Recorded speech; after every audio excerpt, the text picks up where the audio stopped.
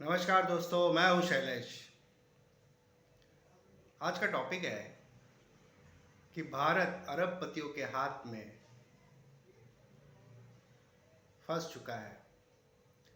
यानी कि अरबपतियों ने भारत के लोगों को अच्छी तरह से निचोड़ दिया है। यानी कि इकोनॉमी की बात कर रहा हूँ। आइए शुरू करते हैं आज का वीडियो। दोस्तों, मोदी जी ने कहा 2027 तक 5 ट्रिलियन इकोनॉमी को बनाना है।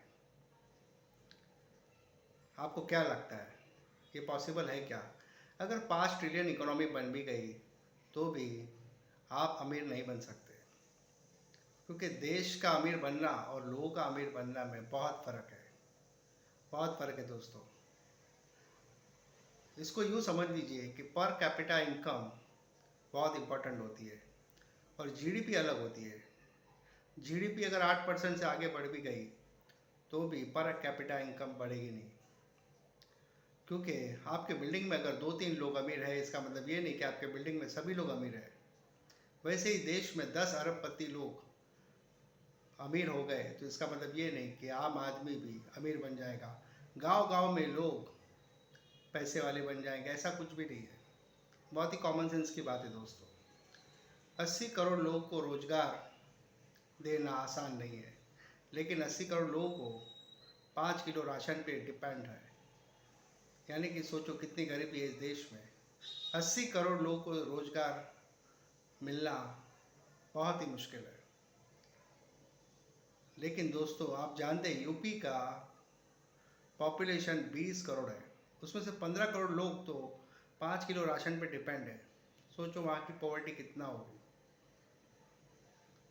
और नोटबंदी के बाद तो छोटे छोटे जो कारखाने थे वो तो बंद हो गए, तो ऐसी फटका लगा है कि आम मजदूर की कमर टूट चुकी है।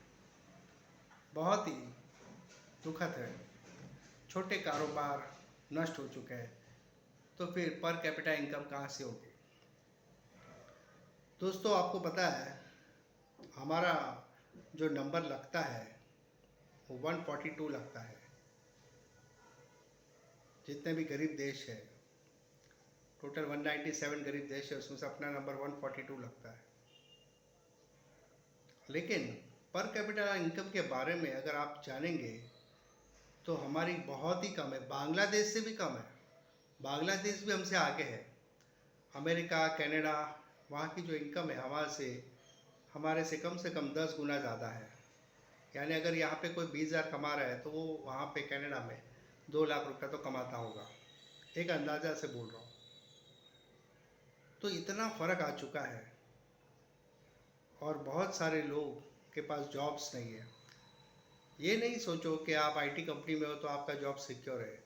पिछले ही कितने 4-5 सालों में इंफोसिस लीजिए, एचसीएल लीजिए, इनमें भी कम से कम 25,000 लोगों की नौकरी जा चुकी है और आने वाले वक्त में न जाने कितनी जाएगी। जॉब तो आप भूल ही जाइए। इसीलिए रोज़गार पर ध्यान देना बहुत ज़रूरी है।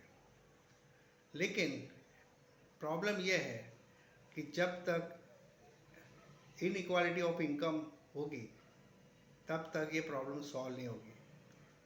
जो कैपिटल इनइक्वल बांटा जा रहा है वो बंद होना चाहिए।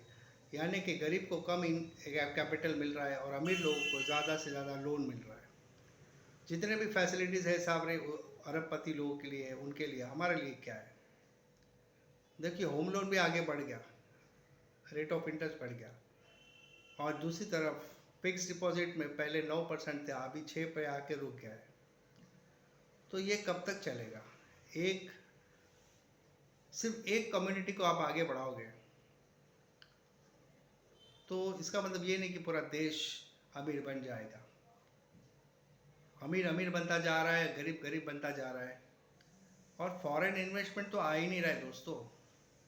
मोदी जी 2014 से 2019 तक 5 साल विदेश दौरा पे गए थे, 55 देश घूम चुके हैं, लेकिन कोई भी देश यहाँ पे इन्वेस्ट करने के लिए रेडी नहीं है। और यहाँ से जो कंपनीज बाहर गई थी वो भी वापस आने के लिए रेडी नहीं है, क्योंकि यहाँ पे टैक्स का इतनी मारामारी है। 30 प्रकार के तो टैक्स है, ये टैक्स वो टैक्स फलाना ढिमका टैक्स। तो उनको वो अच्छा लगता है बाहर का देशों में, वहाँ पे जा चली जाती है, वहाँ पे टैक्स कम देना पड़ता है, यहाँ पे टैक्स ज़्यादा देना पड़ता है।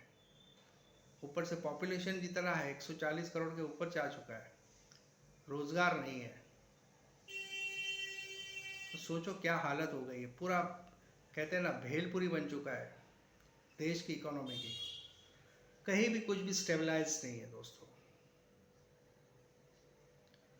तो आखिर ये देश में चेंजेस तब आएगा जब कैपिटल जो है वो इक्वल बांटा जाएगा, गरीबों को भी अमीरों को भी, तभी कुछ हो सकता है, वरना कुछ फ़ायदा नहीं। दोस्तों आप जानकर हैरान हो जाओगे कि चाइना में बाहर की कंपनी इन्वेस्ट कर रही है, एप्पल हो गई है, नाइक हो गई है, वहाँ पे रोज़गार मिल रहा है। हमारे देश में क्यों बाहर की कंपनी क्यों नहीं आती? आप ही सोचिए, क्योंकि दुनिया भर के टैक्स लगा दिए।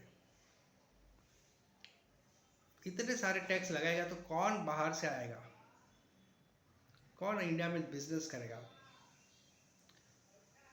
डॉलर का भाव बढ़ते जा रहा है, रुपया गिरते जा रहा है।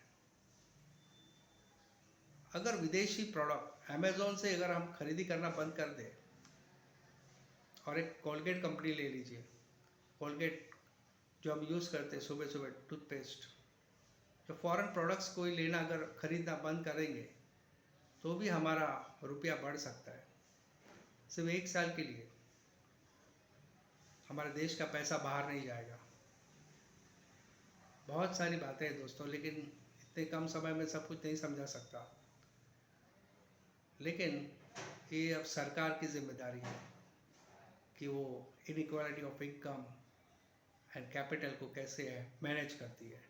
सिर्फ 5 किलो राशन देने से आप देश की समस्या ख़त्म नहीं होगी।